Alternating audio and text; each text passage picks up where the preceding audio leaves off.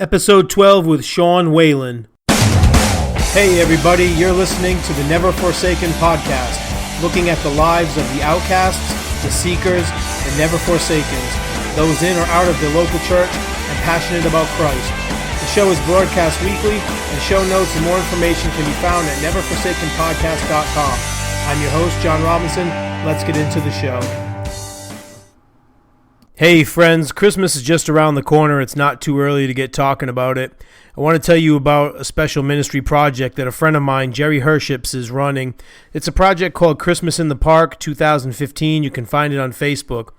Basically what Jerry and his ministry, After Hours Denver, is doing, they do a lot of work with the city's homeless and underprivileged. They've been doing this for many years now.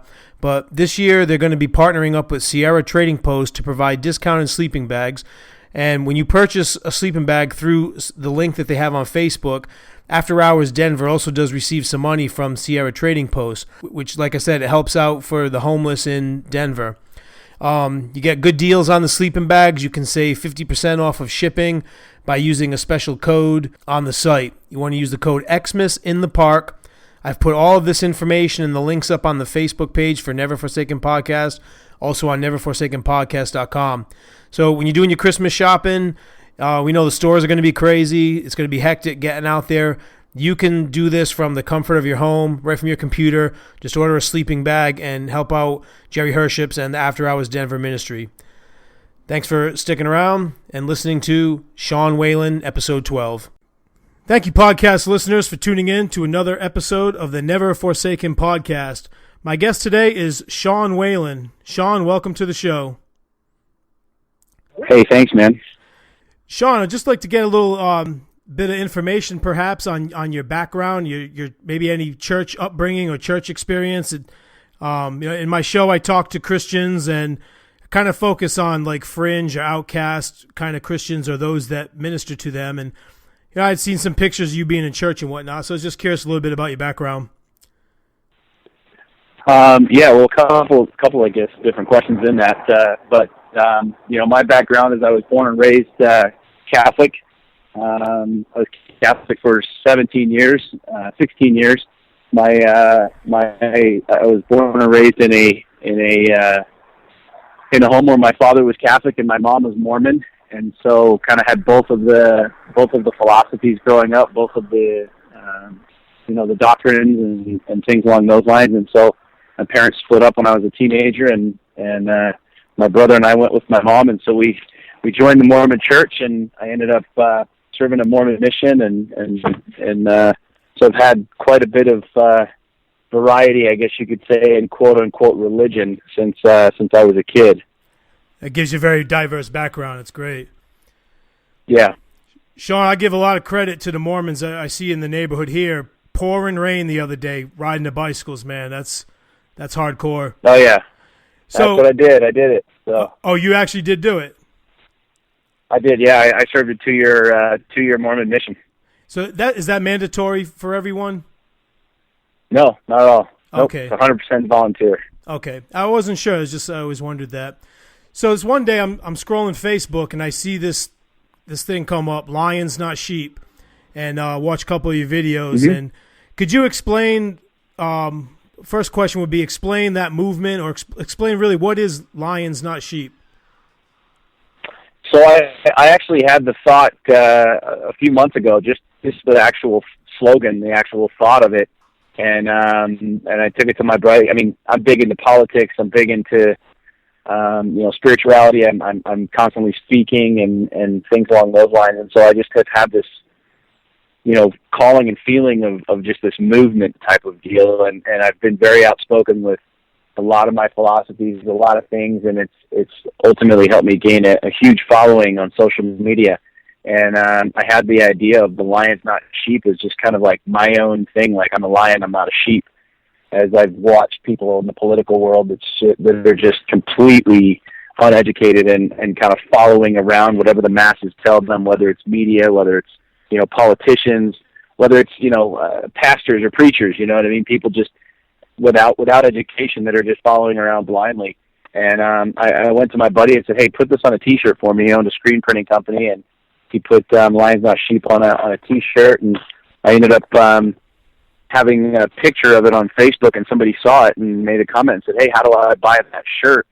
And well, I responded and said, "Well, I mean, it's just I just made one." And they said, "Well, shit, if you did another one, I'd buy it." And so I made another one, and they bought it. And then all of a sudden, I started getting multiple requests for it. And so I thought, this kind of resonates with me. Just the idea, the thought process of being a lion and not being a sheep, not following along blindly because somebody tells me to do something, not in an act of rebellion, but just as literally an act of individuality and uniqueness. And so I formed the company, and since then, I mean, it's just completely exploded, and we're selling hundreds of shirts every single month and have not spent a dime marketing it. So I don't do anything to market it. I don't have any paid advertisements or anything like that.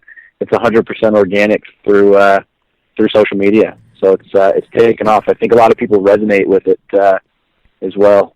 Well, I do too, and it's interesting because and I don't agree with everything that you say on there and do, and I think that's part of it, because you'll get some people on your site that will, on Facebook, that will accuse you of, well, this is lions, not sheep, and here you are creating sheep. And, I think churches do the same thing. Politics does the same thing, like you said. It creates sheep, and the lions are frowned upon. Myself was always somebody asking questions in church, not always taking what the pastor said and doing a lot of my own research. And then so that creates a lot of division and, from people who want to have sheep. Mm-hmm. So the people that will say that you're creating sheep, how are you discouraging that sheep mentality? Well, I don't create sheep. I mean, the reality is there's a very specific, philosophy that I believe in, and it's individuality. It's individual thought process. I mean, I talk a lot about this with, religion. I kind of gave up on religion not too long ago because I think it's one of the greatest frauds ever conceived by man. But spirituality, I will sit and talk to people about God, about the universe, about creation, about, our purpose here, where we came from, where we're going. And the reality is most people have just been programmed since they were kids to follow along. Do this, say this is appropriate, this is inappropriate, this works, this doesn't work. And the reality is most people just follow along blindly without ever asking questions. It's funny because, I've got 3 kids, and my kids ask me why. I tell them something, why, Dad? And we tend to get frustrated. We tend to say, well, just because that's the way it is, right. Just follow. And here I am at 36 years old, finding myself asking why more and more and more. And I realize that's the beauty and the divinity of life, is like understanding for yourself what this purpose is, what this life is, what your own individual calling is. And a lot of people say, well, if you've got all these people following you, they're all sheep. And I completely disagree. I feel like if that's the case, then every single one of us is sheep following Christ. But what did Christ instruct us to do? To ask. Ask and you shall receive. I mean, go out and explore. Go out and learn. Ask your Father who art in heaven, what it is that I should be doing. And that's individuality. That's being a lion, is creating your own individual knowledge base, your own individual, understanding of what things mean and are purposeful in your own life. And I feel like that's something that I've been, blessed with, as an opportunity through social media to show the world, like, I can talk about Mormon doctrine, Catholicism, I can talk about anything and have a legitimate conversation about multiple different topics, multiple different points, and at the end of the day, create a consciousness behind it. It's not, subjected to one thing or the other, or hidden behind the scarcity of not actually having been out there in the world doing what Christ himself did, which is spending time in the wilderness, learning on your own, learning for yourself. And I think, truthfully, there's a lot of people that are scared to do that, man. There's a lot of people that are scared to ask the tough questions because they're scared about what the answers will be. You know what I mean? Life is really, really comfortable, right? Life is really simple. You know what I mean? Let's just not rock the boat. I don't believe in that. I believe that there's more. I believe that there's deeper. I believe that there's more profoundness in life than any of us can even fathom. And to me, it's just sad to see that people don't want to ask those questions. So I feel like the Lions Not Sheep movement is truly a movement that's allowing people to have the permission, if you will, to ask the tough fucking questions. Yeah. And to dive deep into what life really is and what life really is about.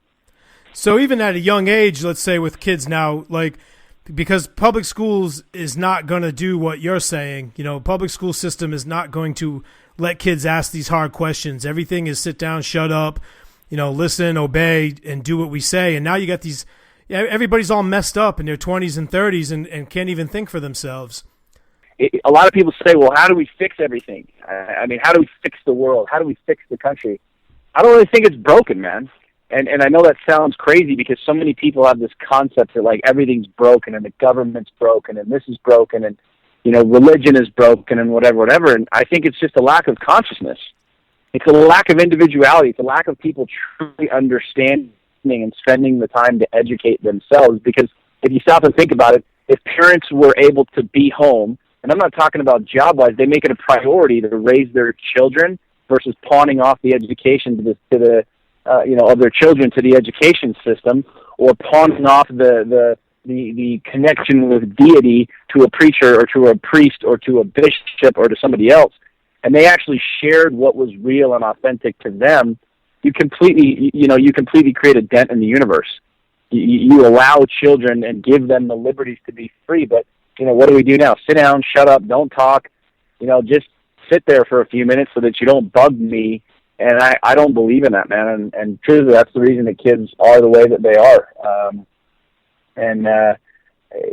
Again, this transcends every different conversation, from sex to money to politics to religion, not only for kids but for adults. And I feel like the more enlightened you get, the more enlightened that you are, the more powerful you become. And because those things that otherwise would shift you or change you or alter you, or like in your case, what you just said, when a kid grows up and all of a sudden like, holy shit, this is what reality is. My parents told me something totally different. The school system told me something totally different. When you create truth and authenticity in life, like it completely is, it's liberating. It's unbelievably liberating. And that's exactly what kids need, is the opportunity to explore and to ask questions and get real answers versus, well, this is just the way it is, sport. You're saying America's not broken, but let's put social media on and see all this stuff that's going on, bullying, political correctness. Everybody's hating on cops, hating on blacks, hating on this. Is America getting soft? Oh, totally. Here's what I'll say this, and I've said it 1,000 times. Without victims, there would be no bullies. But see, we have this reverse psychology again because we've been little kids. Don't touch, don't. I mean, shit, my kids aren't allowed to play dodgeball on the playground. Right. We used to, climb up. When I was a kid, we'd climb up to the top of the damn wooden playground and we'd jump off. And nowadays, they won't even put playgrounds in schools because they don't want kids to get hurt. Without victims, there would be no bullies. But yet we're raising this entitled society of children that are just total pussies, who if anybody looks at them wrong, they run to the principal. Then they call Al Sharpton in the ACLU, and the next thing you know, it's on CNN that a little kid got offended because he got looked at wrong. Right. And that doesn't have to do with the government. That has to do with parents. That has to do with literally the society that we've been programming into our children. You know what I'm saying? It's insane, man. It's absolutely crazy. But yeah, I mean, you saw there was a video the other day of that girl getting drug out of her chair. You know what I mean, by the cop. And people like, oh, the fucking cop. And first thing when you look at it, you're like, what a dick, man. That's like a kid. But at the same time, the cop had asked the kid 10 fucking times to do something, and what did the defiant little cuss do? Fuck you to the cop. You know what I'm saying? I mean, I raise my kids, trust me, bro, I get it. I understand that cops, there are definitely police officers that are above and beyond their call of duty, and there are cops who are unjustified in a lot of the things that they do, and they deserve every penalty that comes their way. But at the end of the day, that little shithead kid was asked by a police officer to get up and come out of the room, and she sat there defiant. You know what I'm saying? Not only does she deserve to get her ass thrown across the room, but so do her parents. You know what I'm saying? I mean, let's be serious for a second. I'm more worried about when I was a kid. Okay, I would be more worried about coming home to my father knowing that I defied someone at school, knowing that my teacher called my dad and said he lipped off to me in class. I was far more scared of my freaking father than I was of any judicial system or any cop or any teacher. And that's the way the kids, we don't have any of that anymore. We don't have any of that. If a dad spanks his kid, I mean, the kid feels that it's his right to go to the freaking police at 15 years old and say that I've been assaulted. Bullshit. You're a snot-nosed little prick, and you deserve to get spanked because you were freaking lipping off. I mean, we just don't have that in our society anymore. And some people say, oh, Sean, you're just aggressive and you're angry and you're this and that. And you're like, no, man. My kids know damn well, like, you treat women with respect. You open the freaking door for a woman. You say yes, sir, and you say yes, ma'am. That's just straight up chivalry. Right. That's not going above and beyond. That's not whatever. That's how kids need to be raised. And this little girl sat there and then tried, like, I don't know the whole thing. I saw the video, whatever, but tried either pushing the cop or hitting the cop or whatever. I mean, let's be serious for 2 seconds, man. I mean, that's just absolutely asinine. That's absolutely asinine. And those parents deserve to get, thrown across the classroom and cuffed up as well. No, see, I tell my kids the same thing. I say, listen, I'm teaching my boys the same thing my father taught me. And I believe that it's true and it's right. He's like, don't ever start the fight, but be damn sure if the fight comes to you, you finish it. Plain and simple, done and done. A kid gets in your face, no big deal, whatever. Kid lays a finger on you, you whoop the shit out of that kid so that he will never lay a finger on you again. That's how I teach my kids. Some people say, oh, that's wrong, that's this. 2 wrongs don't make a right, blah, blah, bullshit.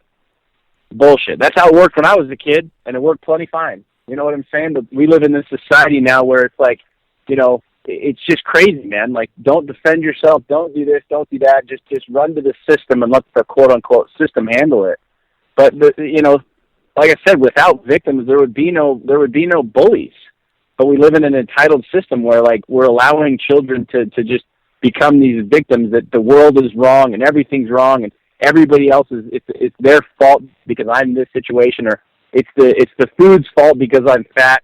It's, this problem because of that problem, and it's the boss's problem because I'm broke and all this other stuff. And it's like, take accountability for where you're at. Take accountability for where you are. And I tell my kids all the time, do not ever swing first. If a kid comes up to you, let him run his mouth all day long. But I'm no different.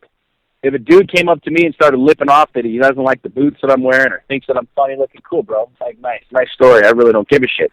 You come inside my space or you threaten me physically or my family, you better damn well be ready for what's coming to you. It's exactly the same way I raise my kids. So what about, like, legit weak and less fortunate people? Christ commands us to help them, and so you can get into this political thing about taking care of the poor and all of that. And I think there's a lot of people that have the victim mentality, but there's some people out there too that legit need help. So what are your Sure. thoughts on that, Sean? I mean, I pulled over the other day. There was an old couple on the side of the road, probably dangerous as hell where I pulled over, but I saw them. They were stranded. They had a flat tire. I could see they didn't know how to change their flat tire. I pull over. I help them out. You know what I mean? Like if a man is capable of lifting a hammer and getting a job, he needs to lift the hammer and get a job. It's not my responsibility to feed his family. But at the end of the day, if there's someone that truly needs a hand, you give them a hand, plain and simple. I mean, that's not a godlike thing. That's not a commandment of God. That's just being a civilized, decent human being. Because every single one of us has been there. Every single one of us at one point in time has needed a hand. And most of us, we hopefully are surrounded by people that are willing to help us out. And I believe that 100%, man. I believe in helping out anybody, everybody that you can. I pay it forward all the time. I mean, I love doing that stuff. I love surprising, you can tell the single mom over here with her kids out at dinner one night and just going over and paying it. I paid for things for firefighters and police officers when I see them out and stuff. And I believe in being charitable, man. I mean, I've been blessed. I've been blessed with a lot of different things in life. I've been blessed, to be able to have abundance. And I don't want to be the guy that dies with a massive bank account. I want to be the guy that dies that's left an impact in this world. And yeah. You absolutely should be helping people. You absolutely should be sharing not only your wealth, but your spirit, your knowledge, your physical capability. I mean, I can't save the world single-handedly, but, I used to pray and tell God what I wanted. And I think this is something that a lot of quote-unquote Christians, whatever, you want to define a Christian to be, but I don't think a lot of people understand is we try and barter with God. All right, God, look, I really need this job, and I really want to do this deal, and if I get this, then I'm going to do this. And it's not a barter system, man. It's not how it works. And a few years back, I just realized, like, that's not how God operates. And so, my prayers consist of now waking up in the morning saying, hey, Thank you for another day. I genuinely, humbly kneel before you and thank you for giving me breath to wake up this morning. Put the people in front of me that you need me to meet, and put the words in my mouth that you need me to speak. I'm going to go out and wage war. I'm going to go out and do my thing, and I know that you're going to put me in the right place and put the right people in front of me, and I feel like that's the whole conversation of consciousness. That's the whole conversation of, if you're running around frantic all day long because you're broke, if you can't freaking function as a human being because you're overweight, if you can't handle your own shit, how are you supposed to be a tool? How are you supposed to be able to be about the Father's work? And that's kind of why I'm so focused on helping men, level up. I'm focused on helping guys figure out their being able to be in shape and figuring out their finances. I mean, I hear a lot of people talk about, I want to serve God and I'm only concerned about this and money's of no importance to me and this, that, and the other. I want to go on missions and travel the world and speak the word of God. And it's like, well, cool, bro, but how the hell are you going to buy a ticket to Thailand? Yeah. You need broke. money to do it. You know what I mean? You can't go to Thailand for 6 months to go teach about God. You can't go to South America because you're broke. But the conversation again with people with money is it's a scarcity mentality. Well, I don't have it, or I'm this, or I'm that, or I'm in this position or that position. Like, there's absolutely nothing wrong. I mean, it's biblical. It's biblical. What happened to the man who was given the talents? 2 people were given talents, and what happened? One buried him, one went out and expanded his empire, right? And who was given more talents? Exactly. The man who expanded his empire. Plain and simple, done and done. You want to talk about money? Cool. There's your money story. Go earn a shit ton of money. There's nothing wrong with being wealthy. Yeah, it's what you do with it. You use it to serve yourself, exactly. or to help others. It's something Sure. that, me being a sheep, I'm going to admit it. Being a sheep in church for many years, it's like, okay, God's got you this job. You got to tithe this, give this to the church. But it did keep you in this this real oppressive atmosphere of well, I want to go make more money. It's like, but money, love of money is root of all evil. Money's the root of all evil. No, bullshit. The love of money is. So now here I am. People don't know how to actually read the scriptures. Yeah, and I'm in my mid-40s, fat, broke, and finally it's taken me, people like yourself and a couple other guys on Facebook, it finally to kind of kick me in the proverbial ass and you know what, I need to go get this life by the handles, and I really can't be much use to God if I'm sitting around mopey and feeling bad for myself. So it's one thing I like, you got this strong passion for manhood and raising men up to who they should be. But Sean, you also have a key emphasis on being vulnerable, that being macho is not manhood. Could you talk about vulnerability a bit? Mm-hmm. Yeah. So, if you look at what vulnerability, what does vulnerability mean? I mean, what's your definition of vulnerability? Well, I think some people would think it as a weakness. You're vulnerable and you're open to attack or to be attacked, but I don't think that's the real manhood definition of it. 99% of people that you ask and say, what does vulnerability mean? It means weakness. Mm-hmm. I want you to consider this for a second. Let's just use an example of vulnerability. Let's use a church example. Let's just say that you're deathly afraid of public speaking and this and that and the other, and you get called to stand up in front of the congregation. The vulnerability, right? It's weakness. You're scared out of your mind. Right. Weakness exposed. I would consider that to be the ultimate form of power. I would consider vulnerability to be the ultimate form of Christ-like power. When you can be real, bro, when you can face those demons and open your world up to the true authenticity, not the bullshit that the world is programmed off of, not the lies that we tell ourselves. When God made man, he made us absolute professional liars. He made man and woman professional liars. And who do we lie to the most? Ourselves. Yeah. I can't do this. I can't do that. I'm not worthy of more money. I'm not worthy of better sex. I'm not worthy of a ripped body. I'm not worthy of all of these other things, and we're lying to ourselves. But I would have you consider for a second that vulnerability is the ultimate form of power. The ultimate form of power. Vulnerability, weakness, doing things that scare you, standing up in front of a congregation. That shit is power. That man or woman who overcame those fears and stood up in front of, that's not vulnerability. That's fucking power, bro. Yeah. That is absolute godlike Christian power. Yeah. So I'd have you consider for a second that the ultimate form of power is vulnerability. And I can tell you from a personal standpoint, I mean, I've got close to 160,000 followers on Facebook. I literally get 20 to 30 private messages a day from people all over the world that read my messages, that read what I share. And they're like, you have no idea, like, how much this is affecting me and how much this is helping me and how much this is helping my family and my job and my fitness and the whole thing. And want to know what it is that I do every single day? I get vulnerable. I get real. I share with people real shit, like what's really happening, real successes, real failures, like things that I've totally screwed the pooch on, things that I've totally screwed up. But what do? You ask 9 out of 10 guys, hey, how you doing, man? I'm good, bro. I'm good. Right. How's the family? Oh, we're amazing. Meanwhile, his wife is popping Xanax like Skittles. He's banging his secretary, but everything is good, right? Well, you just said it about keeping it real, and it's about being transparent. You know, hiding behind this greatness or hiding behind I got all my shit together is not true vulnerability. Nope.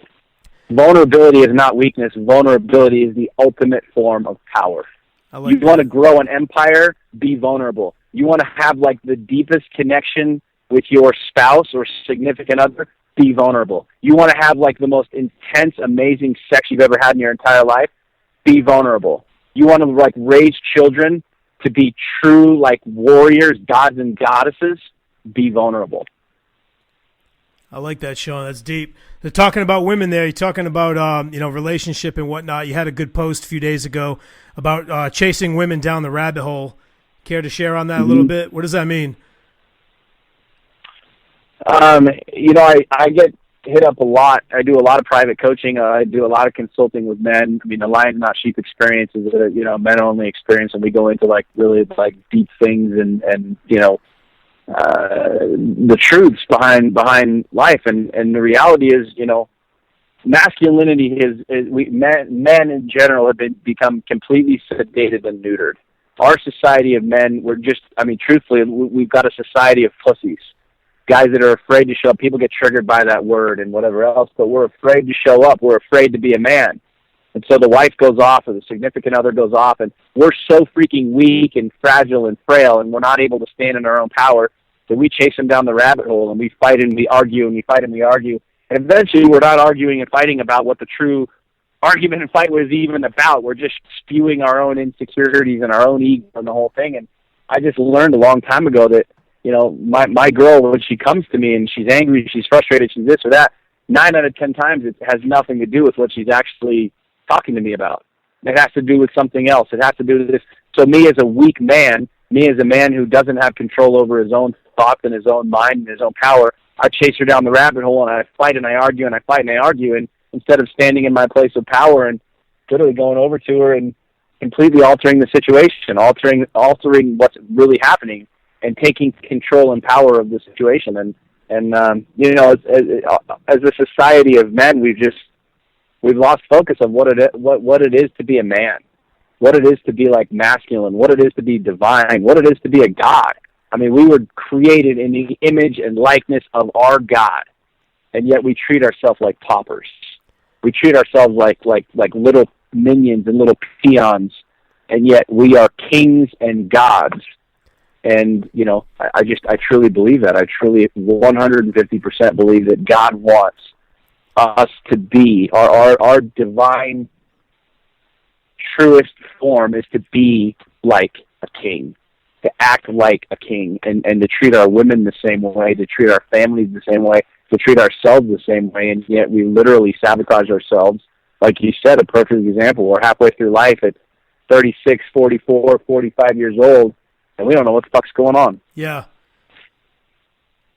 No, I don't. I don't have a clue sometimes, Sean. We're figuring that out, man.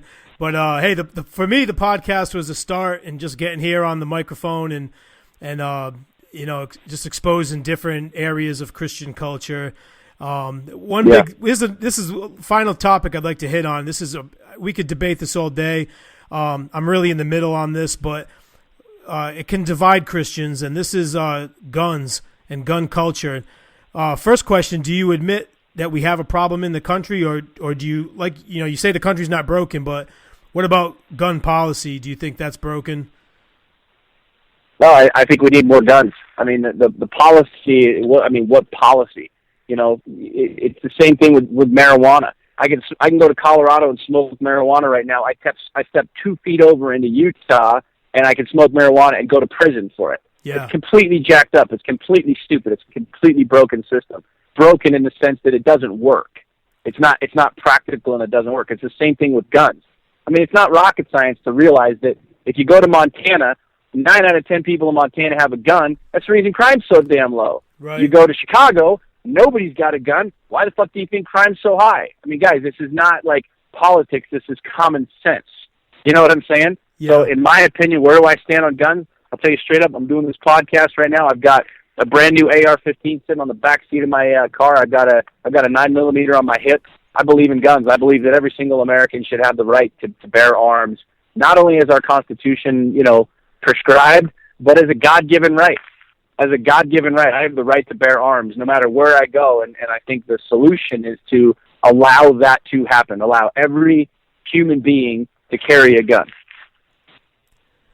I mean, I'm kind of with you on that. I'm not an anti-gun guy, but I would say a lot of my friends are in the middle. I have a lot of anti-gun friends, a lot of gun friends. I live in Kentucky, so that's gun culture down here too. But if guns not the problem, then what is the problem? Why are we getting all these shootings? And how do we as Christians or Americans handle it? Is it just simply to have more guns is the only solution, or is there a bigger problem that's really going on? No, there's a much bigger thing happening, and it's the fact that we have 4-year-old and 5-year-old kids who are pumping full of drugs.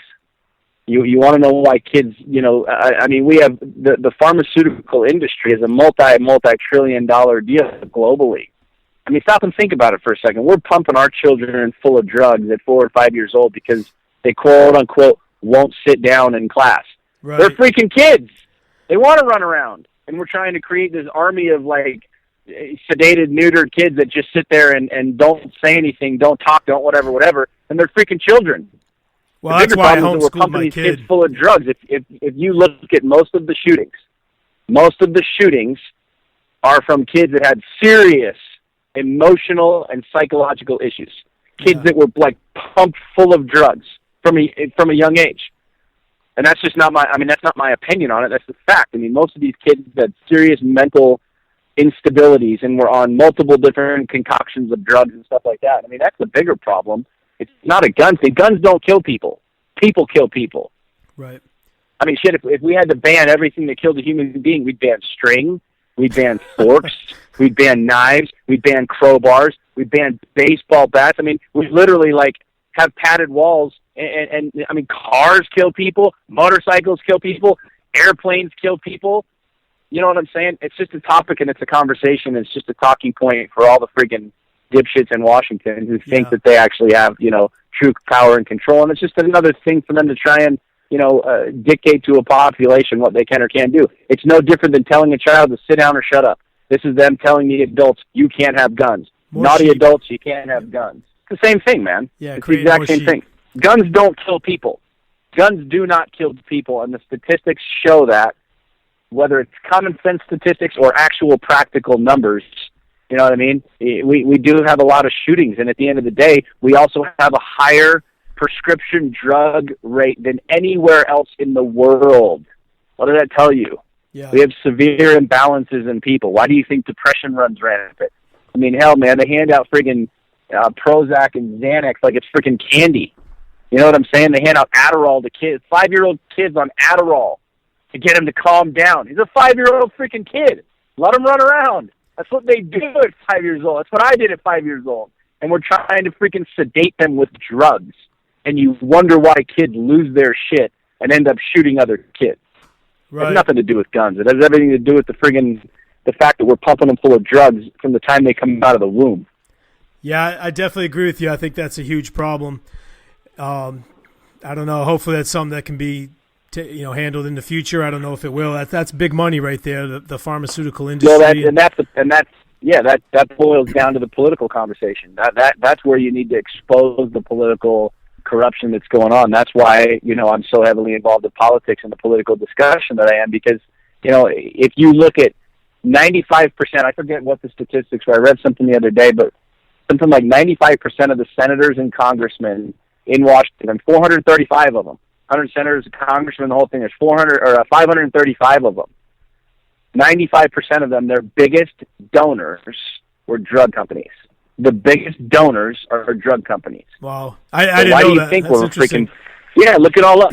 I mean, again, don't quote me on that exact number, but I know that I read some statistics, because it's all public. It's all public. If you look at politicians, they have to disclose who their donors are, and I think it was 95% of every single senator and congressman, the largest contributors, the largest donors to their campaigns were drug companies. I'm going to let Trump have his heyday in the sun right now, and Trump's going to create enough static in the political system right now, which is exactly what we need. He's going to create enough, just create a ruckus in there, which is the start of what it is that I'm projecting to happen, which is we're going to see a complete crumble and collapse of the political system as we know it in America. Well, we heard it here. Sean, I'm going to end it there. I appreciate you so much coming out to the show, taking the time. I love following you, man. A lot of stuff that I read on your site, it's not my beliefs, but I respect what you do and the way that you go about doing it and the boldness with which you do. I appreciate it, man. Thanks for having me on. Not a problem, Sean. Thank you so much. All righty. Cheers. Bye.